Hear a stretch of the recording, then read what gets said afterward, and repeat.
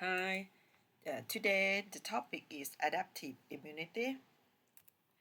Adaptive immunity is the immune response that specific to recognize and response to the foreign antigens, but it may take some time in order to trigger, develop, and proliferate to turn the cells to be effector cells. Therefore, would be it takes time to become protective for our body to defend against infection.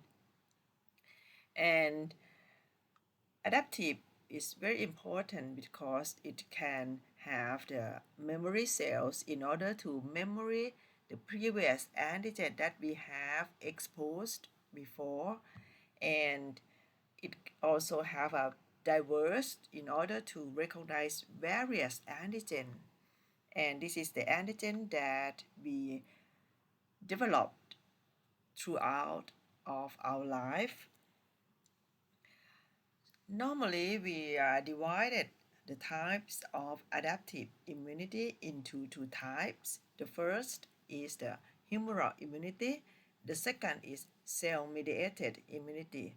Humoral immunity means that the secretion or the soluble effector agent such as antibody that can recognize in particular extracellular microorganism then secreted from plasma cells that develop from B cells, and they have numbers of function in order to recognize antigen and eliminate the extracellular microorganism. The other is the cell-mediated immunity. Cell-mediated immunity are adaptive immunity that have many cells play a role, such as we got antigen-presenting cell, macrophage, or dendritic cells in order to recognize the microorganism by phagocytosis, and phagocytic cell, dendritic cell, macrophage process the antigen and then present the antigen to T helper cell. T helper cell, after they recognize antigen, they become the activated cells and then secreted number of cytokines to communicate to the other cells and then try to get rid of microorganism. The other cells that play a role in cell-mediated immunity are cytotoxic T cell that can destroy in particular intracellular pathogens. So in my lecture, I will explain the function of adaptive immunity in terms of humoral immunity and cell-mediated immunity that involve T helper 1 that play a role in cell-mediated immune response to control intracellular pathogen. Then they involved in the IgG secretion, and T helper 1 can secrete number of cytokines, but the most important of cytokines are the interleukin 2, interferon alpha. The second T helper that play important role in the adaptive immunity is T helper 2. The T helper 2 play important role to get rid of the helminth or extracellular pathogen because T helper 2 involved in the IgE production and as well as the play role in the allergy or hypersensitivity. And T helper 2 secrete interleukin 4, 5, and 13, which is different from T helper 1. T helper 17 play important role to eliminate extracellular bacteria and also fungi, and it's involved in the humoral immune response function as well. And the cytokines secreted from T helper 17 are interleukin 17, 21, and 22. The next T cell that play a role in adaptive immunity are T cytotoxic, which is the cell that destroy or kill the cell that infected by intracellular pathogen, maybe virus or intracellular bacteria. Finally, T cell that involve in cell-mediated immunity are Treg. Treg is the T cell that modulate our immune response in order to maintain the balance of immune response to control the function of immune response in proper ratio. But if it the Treg cannot work properly, you may have autoimmune disease because it involved in the self-antigen tolerance. So this slide demonstrates the class of the lymphocytes that involve in adaptive immune response. As I mentioned, humoral immune response involve in secretion of antibody. So B cell play important role in order to develop into plasma cells, and then plasma cells produce immunoglobulin or antibody that can neutralize or facilitate phagocytosis and complement activation. The other of the cells in the adaptive immunity are T helper cells and T cytotoxic and Treg that I mentioned in previous slides.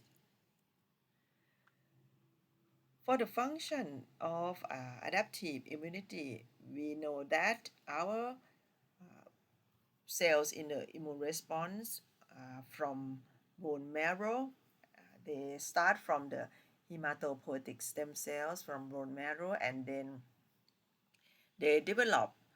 If they are B cells, they develop in our bone marrow, but T cell will develop in thymus to become mature B or T lymphocytes.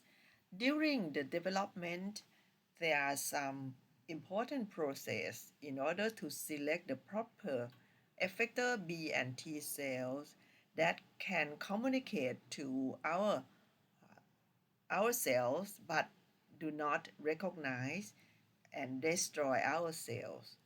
So after the selection process, this cell will multiply to our body into the peripheral lymphoid organ in order to wait to encounter with the antigen that get into our body.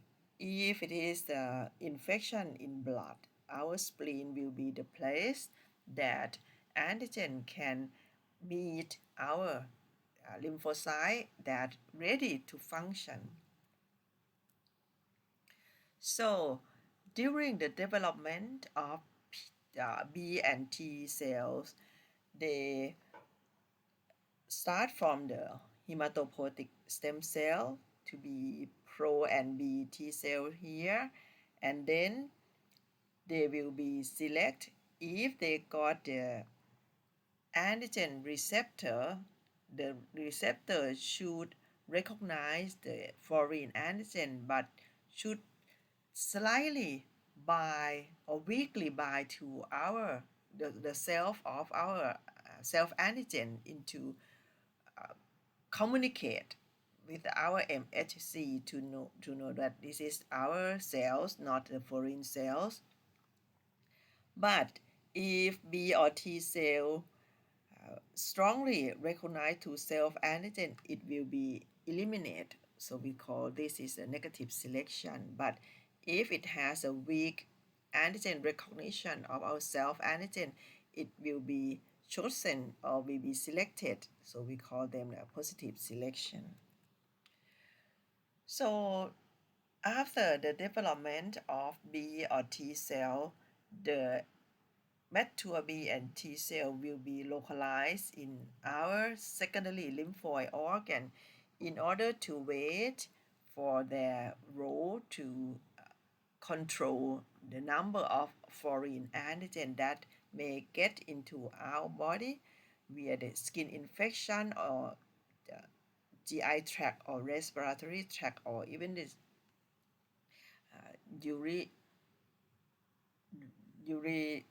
in the genital urinary tract. So this is supposed to be the antigen that get into our body. So we got a dendritic cell that localize in our body here. So dendritic cell can capture the antigen and phagocytose, and then dendritic cell will carry the antigen to present to the B and T cell that localize in our lymph node. Or if the antigen enter to our bloodstream, so spleen is the organ that can filter or concentrate antigen that improve the chance of the meet between antigen and our cells to encounter and then present antigen. The macrophage, dendritic cell or monocyte can present antigen to our T cells, and after the trigger of the lymphocyte by antigen presenting cell, T cell and B cell will be proliferate and then develop into effector cells that can be function to kill infected cell or kill the extracellular pathogen. So this slide shows the development of adaptive immune response. At the beginning, at day 0, we have antigen infect into our body. We got the antigen presenting cell here to present antigen to naive T lymphocyte in the lymph node or naive B lymphocyte. Then T and B cell will proliferate, or we call it the clonal expansion. Together, in parallel with the development, B and T cell will be developed into effector cells that can function. B cell will develop into plasma cells that can secrete antibody. T cell will develop into effector T cell and then eliminate the antigen here. And finally, after we clear the antigen, so we have to control the number of the effector T cell and B cell, so it will have the apoptosis to reduce the number to not overaction. That if we got the over function of adaptive immunity, it will cause pathology of our tissue. However, adaptive immunity will have some cells that turn to memory cell that can remember this antigen for the next time that we may have the exposure to this antigen, so we can rapidly respond to the previous antigen.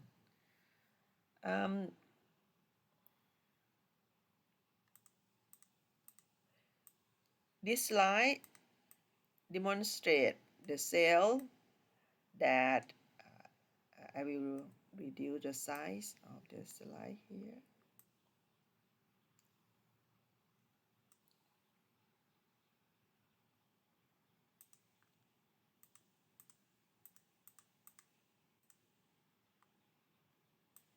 Okay. This slide show the cells that play role in. Okay, it's much better. Okay.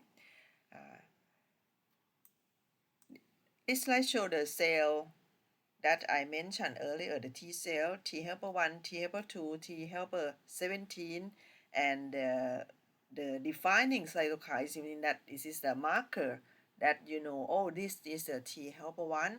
T helper 1 play role in intracellular pathogen recognition. T helper 2 play role in helminths and allergy. T helper 17 very important in order to clear the extracellular bacteria or fungi, and also T follicular helper cell play role in antibody production. And this slide also demonstrates the sequence of the T cell response. If you go back to the previous slide in the graph, you can see that the first step, this is the antigen recognition, that antigen presenting cell, dendritic cell, macrophage present antigen to T helper, B cell, or cytotoxic T cell. So the lymphocyte will be activated, proliferate, and differentiate into effector cells. Effector T cell is the T cell that help the others. They secrete lots of cytokines to manipulate the immune response. If it is B cell will proliferate and differentiate into plasma cells in order to secrete antibody. And this is the cytotoxic T cell. Cytotoxic T cell is the cell that secrete some mediators in order to destroy infected cell, that very important to control the intracellular infections. Okay, this is the slide again that demonstrates that this is the antigen presenting cell, macrophage or dendritic cells that present antigen to T helper, maybe T helper 1 or T helper 17. If this cell is T helper 1, so it will the T helper 1 will secrete cytokines and facilitate the function of macrophage to ingest, digest the phagocytosed antigen. Or if this is the T helper 7 gene here, T helper 17 play important role to cause inflammation, leading to the elimination of extracellular pathogen. And this is the function of T cytotoxic. This is the cell infected by intracellular pathogen. If this is a virus, infected cell will present antigen and send a signal to trigger the function of cytotoxic T cells. These next two slides will explain about how can antigen presenting cell process antigen and present antigen to send signal to T cytotoxic and T helper. This slide is the process of our cell that infected by antigen. So if this is supposed to be viral infection, so we got the proteasome in order to digest the protein here, in order to get the peptide presented with MHC class 1 to send the signal to T cytotoxic, or the phagocytosed cells here. This is an infected cell, virus infected cells. Our cell can phagocytose infected cell as well, and then digest the protein. This is the viral protein here, and then get a peptide, small peptide like this, and capture with the MSC class 1, and then present to the cell surface of the infected cells, present to trigger cytotoxic T cell. So the binding of the MSC class 1 or MSC class 2 to the T cell receptor is very specific binding to fit between the antigen here. This is a peptide antigen that present with MHC class 1 or 2 and recognized by T cell receptor that have like a glue to fit to the antigen present by MHC class 1. And if the antigen is extracellular antigen, phagocytic cell, dendritic cell, monocyte macrophage will engulf, digest the protein of the antigen and present antigen with MHC class 2 here. This is supposed to be a peptide, present and trigger MHC via the MHC class 2 to stimulate the function of CD4 or T helper.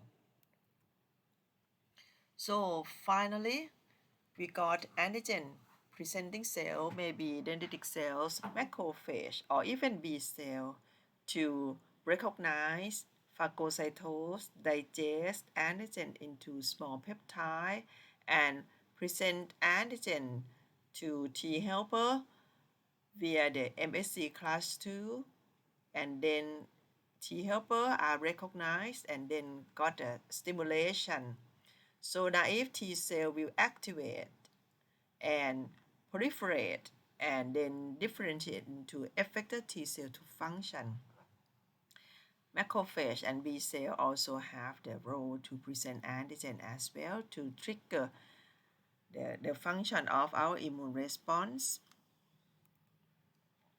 So this is a slide that demonstrates the role of T helper 1. As I mentioned, T helper 1 very important to control intracellular pathogen.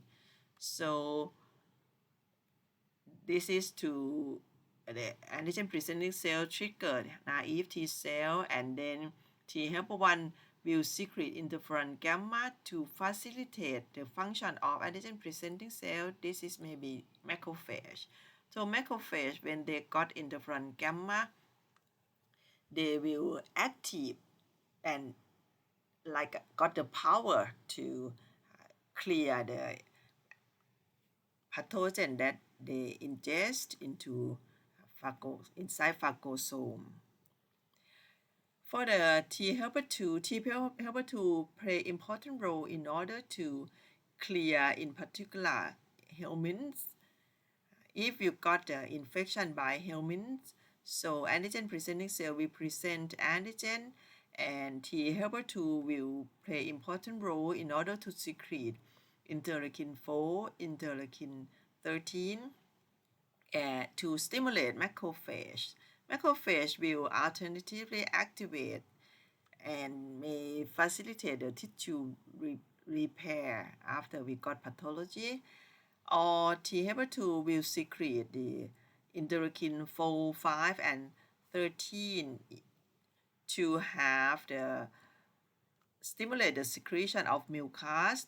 We know that if we got the infection by helminths, we have the movement, the hyper movement of our intestinal organ to get rid or interfere the binding of the helminths. Interleukin 5 also play a role to stimulate eosinophil to degranulate the granule that can damage helminths. For interleukin 4 will stimulate B cell to produce IgE and play a role to facilitate mast cell to degranulation, because helminth is a very big organism, so it's not easy to engulf by macrophage, or antibody may not play the very effective to clear the helminth, because helminth is very big organism. So numbers of mediators in the granules in eosinophils or mast cells may facilitate and play a very important role to clear the helminthic infection. For T helper 17, T helper 17 play an important role to create extracellular bacteria and fungi because they can stimulate the inflammation to recruit neutrophil to the site of infection and clear the antigen from our body, and they also stimulate the function of antimicrobial peptide that can cause the leakage or the membrane lysis of the bacteria. Another function of adaptive is cytotoxic T cell. In case of we got the infection by intracellular pathogen, so the pathogen reside in our cells. It's quite difficult. Actually, antibody play minor role in order to get rid of the or kill the intracellular pathogen or infected cell. The most important cell to clear the intracellular pathogen such as virus or intracellular bacteria is the cytotoxic T cell. So this is supposed to be the cell infected with intracellular pathogens virus. So after infection, if you remember, MSc class 1 present the peptide to trigger cytotoxic T lymphocyte. So the antigen or peptide will be present with MSc class 1 on the cell surface of the infected cell here. Cytotoxic recognize MSc class 1 present with a peptide antigen. Then cytotoxic T cell release the perforin to make a pore here and granzyme to cause apoptosis of the infected cell. So the infected cell will be cleared by apoptosis process. Or infected cell may trigger the fast ligand mediated killing of cytotoxic T cell and leading to apoptosis of the infected cell. So this is the strategy of our body in order to clear the antigen that localize inside our host. So in the adaptive immunity, we know we got the immunity because we are triggered by the antigen, we got the effector cells, and then we got memory cells. So in order to raise our immune response, because our immune response, in particular adaptive immunity, is very important to protect us from infection.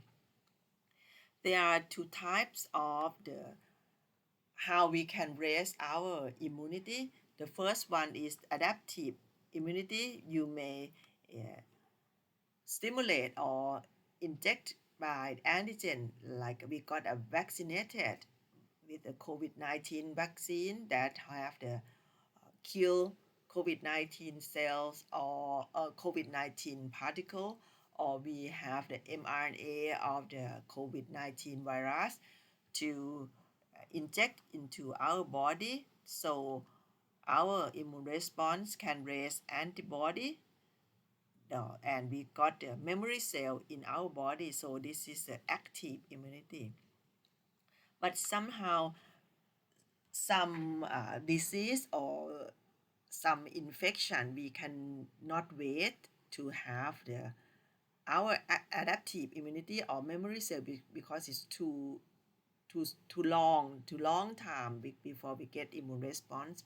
This may be limitation. So somehow we can use the passive immunity. It means that we got a serum that contain antibody that can inject or administer to the patient. So you got antibody that's specific to COVID-19. So your antibody can neutralize the antigen. Or if you got bitten by snake, so we need a serum in order to neutralize the venom of the snake. So adaptive got we can got adaptive immunization maybe by active or passive immunity. Both of them have the specificity, but the difference is adaptive immunity we can have memory cells, but passive immunity, we do not have the memory cells because we just got a molecule of antibody or T cells. Okay, that's all for the cell-mediated immunity. Next, I'm going to tell you about the humoral immunity, which is involved in antibody production by B cells. We know that we got immunoglobulin or antibody in our body that have 5 isotypes: IgD, IgA, IgE, IgG, and IgM. So this is the structure of the antibody. We got antigen binding site here, and this is the heavy chain. The blue is heavy chain, this is the light chain, this is a constant region that link with a disulfide bond here. You can see in the detail of the molecular. This is the antigen binding site, this is a biological activity here, this is Fc, is Fab here, and this is a hinge. Hinge means the like a the link between the light chain, a heavy chain of antibody that can move to fit the binding site of the antigen. So the molecule of the 5 different antibody isotypes are slightly different. IgG, IgD, and IgE is monomer. IgA is dimer. IgM is pentamer. And the name of immunoglobulin are named according to the structure of the heavy chain. IgG, they got gamma heavy chain. IgM, they got mu heavy chain. IgA, they got the alpha heavy chain. IgD is delta, and IgE epsilon. And the light chain, they also have the 2 different type of light chain, kappa and lambda. But majority of our human immunoglobulin are kappa. And this is the figure demonstrate the antibody molecule. Okay, this is a heavy chain here. And you see the loop like this. This is the disulfide linkage. The green is the light chain here. It's the antigen binding site, it's an N terminal, and this is the constant region that have the C terminal. And this is the secreted IgG. But if it is the membrane IgM, so they got the Fc that anchor into plasma membrane of the B cells. And antibody can be degraded by the enzyme pepsin and papain. Pepsin will degrade this site of the antibody and result in the 2 FAB and 1 FC here. And this is the papain degradation. You will get the FAB prime 2 here. And hang on, I'm going to plug my notebook.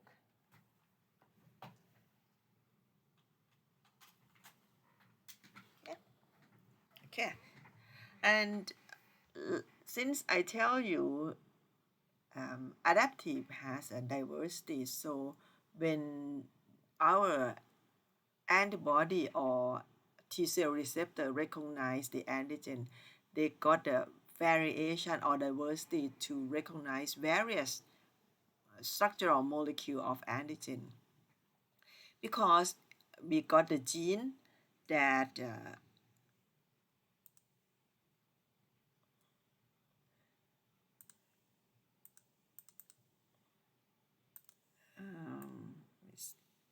okay, I don't know why it's okay. So we got the gene rearrangement in order to got the combination of various amino acids of the FAB, I mean that at the binding site of antibody as well as a T cell receptor, but the mechanism is slightly different. So we got the gene rearrangement here to arrange the various or diversity of the FAB or antibody binding site of our immunoglobulin. And in this slide, I also show the maturation of the immunoglobulin in step of the B cell development. At the beginning, we got the hematopoietic stem cell in our bone marrow, and the next B cell will develop into pre-B cell that have the cytoplasmic heavy chain here, and then we got the immature B cell that have the membrane IgM, and mature B cell that may have IgD and IgM dot cell surface. And finally, when we got activation by antigen, B cell will develop into plasma cell and secrete various of the immunoglobulin, maybe IgA, IgG, IgE. It depends on the type of antigen. And this is this slide.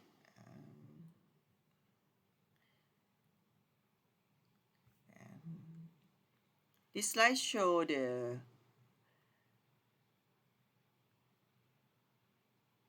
immunoglobulin superfamily. It means that the molecule on the cell surface, for example, immunoglobulin or T cell receptor, MHC class 1, ICAM1, they have a quite similar structure of the molecule on our cell surface, so we normally call them the immunoglobulin superfamily.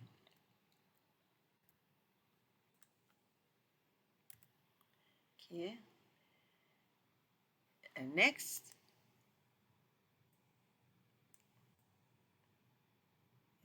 I try to arrange the position of the slide that you may easily to watch. But if you got your hand out, it may easily for you. Give me a minute to adjust this.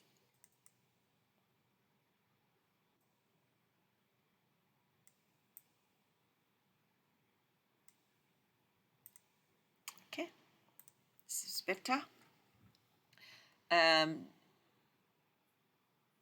Okay. Yeah. And this is the antibody molecule. I told you that there's a hinge region here between the heavy chain, that the hinge region link between the FC of heavy chain to the FAB part of the heavy chain. Is like a flexibility of the antibody in order to bind to the antigen, because antigen is the foreign body, but sometimes they got the different presentation of epitope or amino acid that antigen binding site can bind. So the hinge region is facilitate or help the binding of the antibody to expand or narrow the binding to the epitope or the antigen. And we also know that antibody contain the cytoplasmic tail that can anchor to the cell surface. And this slide you may study by yourself. And this is the detail of the isotype of each antibody. What is the heavy chain? What is the concentration in our plasma, and what is the half-life? You can see IgG have a longer half-life, the longest of immunoglobulin, and this is a form of immunoglobulin, and this is the function. You may self-study from this slide to understand more about the function of immunoglobulin. And another terms of the antibody is isotype, allotype, and idiotype. Isotype is the It means that they got the structure of the amino acid at the FC part, but allotype is the difference between species, and idiotype is different to the specific of the antibody to bispecific epitope. So this term is very important, in particular when we apply antibody for clinical or the scientific study. Can know that isotype, allotype, and idiotype. This term is quite different, but it means quite a lot, because we know that we got 5 different isotype: IgA, IgD, IgE, IgM. But in each isotype, we also have the allotype difference among people, among individual, and idiotype difference. It means that the binding site of the IgG in one person, we also have different between the binding site to the antigen. We can recognize different antigen. And this slide show the phase of humoral immune response. The step is quite similar to T cell. We got the antigen recognition here. Antigen present to cell surface immunoglobulin, and then B cell got the cytokine stimulation from T helper cells. B cell, the activated B cell will proliferate to increase the number of cells and differentiate into plasma cells. So during the proliferation and differentiation, B cell also have the development that may shift into different isotype secretion. Is depend on the antigen. Normally if we got the protein antigen, we have the number of IgG immunoglobulin. So we call this is isotype switching. But if the antigen is carbohydrate or lipid which have a repeated molecule, normally the isotype switching may turn to IgM secretion. We know that IgM is not function strong enough to clear the antigen. We need IgG the most. Okay, and during the development of B cell to secrete antibody, and we also have the memory cell as well, in order to memorize this antigen for next time. So if we are administered by COVID-19 vaccine, we will have memory cells to recognize the next if we got an infection of the COVID-19, for example. So this slide is very important. You need to remember this slide, because this slide demonstrates the effective function of antibodies. Antibodies play important role in order to clear extracellular pathogen, the pathogen that localize externally.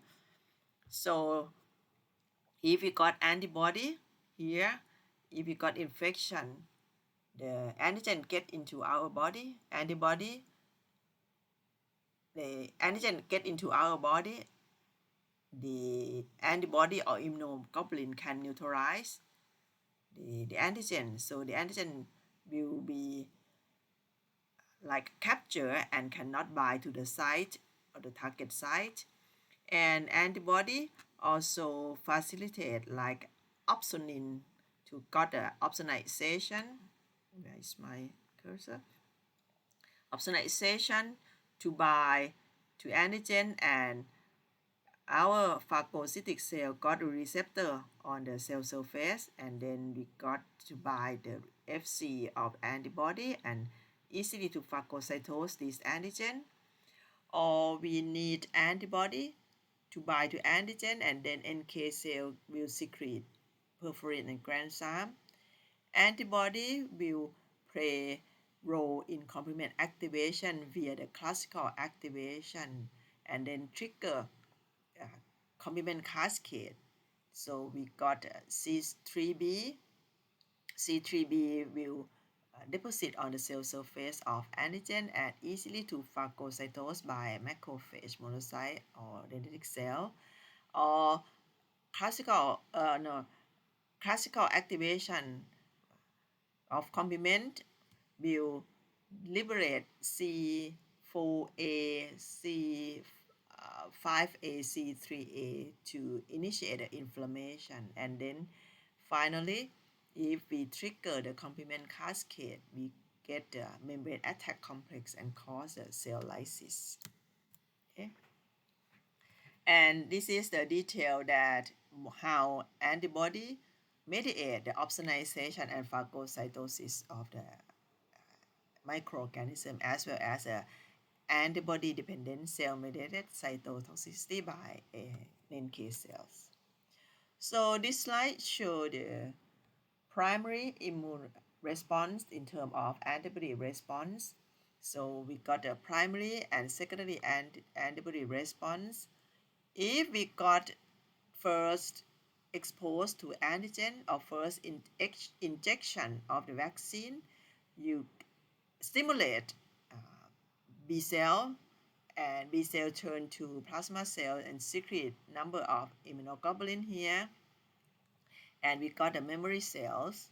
If we got a repeat injection or second infection, so your memory cell will rapidly develop into effector cell to plasma cell and secrete a massive amount of immunoglobulin or antibodies. So the timing, you see, if you first injection, you may take weeks, 2 weeks to get memory cell, but after you got memory cell, you will take only 7 days or 10 days to have a massive amount of immunoglobulin to neutralize, to facilitate opsonization, to trigger complement, and to have the inflammation in order to clear the antigen.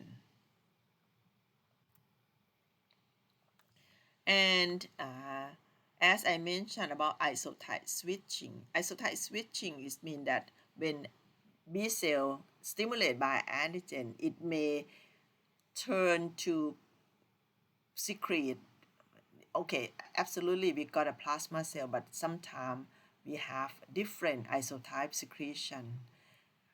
If we stimulate by carbohydrate or lipid, we normally have the isotype switching to IgM, but if the antigen is protein, we prefer to have IgG, because you can see the function of IgG is very effective role of the IgG to got opsonization, phagocytosis, complement activation, or maybe the placental transfer from mother to fetus.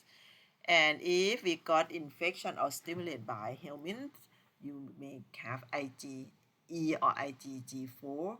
And if you got infection to stimulate to the mucosal, such as respiratory tract or GI tract, you may get the IgA mostly. Okay.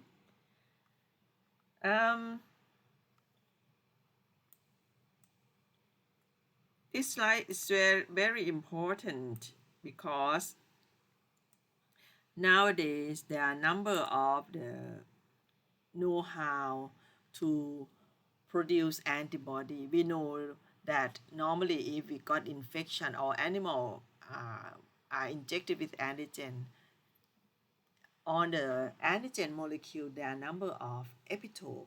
So the antibody rests in our body will have various antibody that bind to different epitope of the antigen. But sometimes we need antibody which is a very specific. We need it to bind just only one epitope. So this is a monoclonal antibody production that this is the technology that established since 1975, long time ago, and scientists got Nobel Prize. And the technique is we inject the antigen to animal, normally it's mouse, and then mouse got a B cell that's specific to different epitope of the antigen. So they fuse the B cell with myeloma, which is immortal cells to got a hybrid.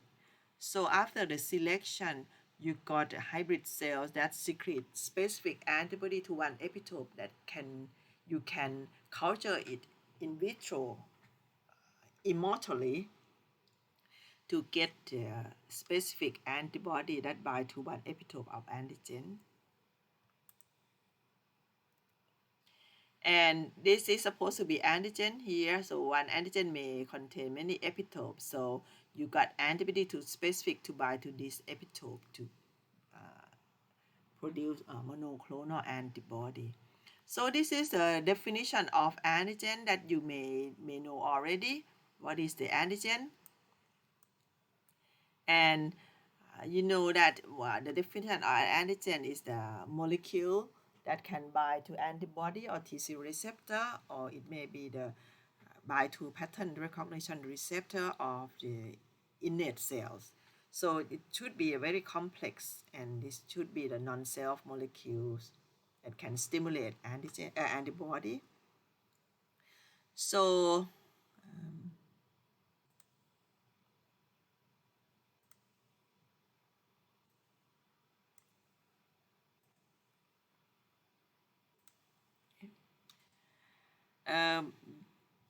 antigen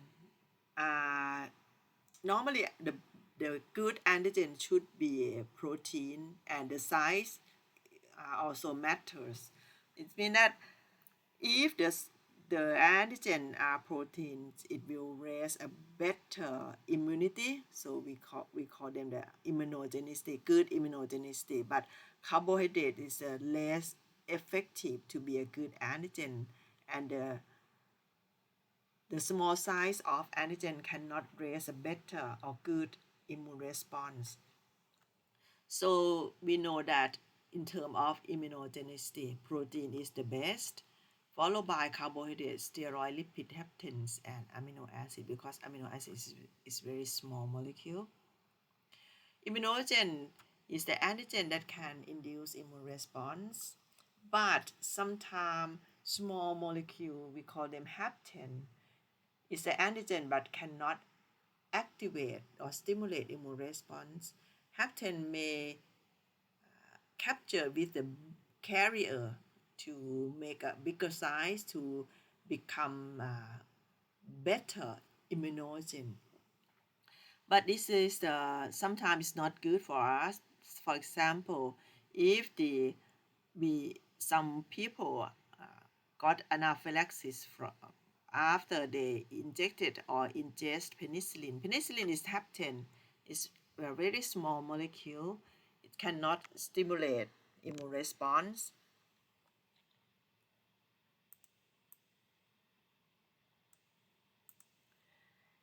But if penicillin binds to protein carrier, it can stimulate a better immune response, but sometimes it can cause anaphylaxis.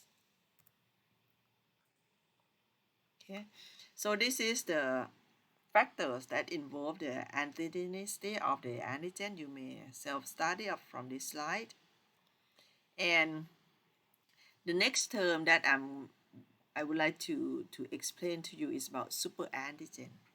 Superantigen is the protein that can bind directly to T cells receptor without any process by antigen presenting cells. This is very dangerous because if we got infection and some pathogen produce super antigens. It means that the protein can activate T cell directly without any process via the MSC class 1 or 2, but they can bind directly to the MSC class 1 and 2 and then stimulate T cell function.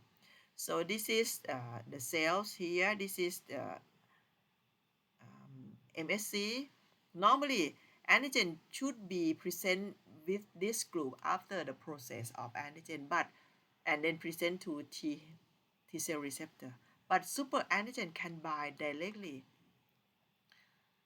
to the non-polymorphic non-polymorphic MSC here, and then bind to T cell receptor and then stimulate the massive amount of cytokines. So we call this is cytokine storms that can cause death of the patient.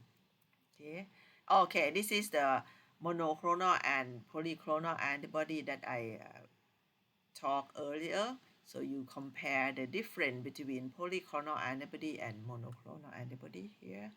Why I need to say about polyclonal and monoclonal antibody, because nowadays there are numbers of application of the monoclonal antibody in order to use in treatment, because it's very specific and very beneficial for the clinical use, in particular in cancer patients. So I think that's all for my lecture, and here is the reference that you may study by yourself. Okay, thank you. Bye bye.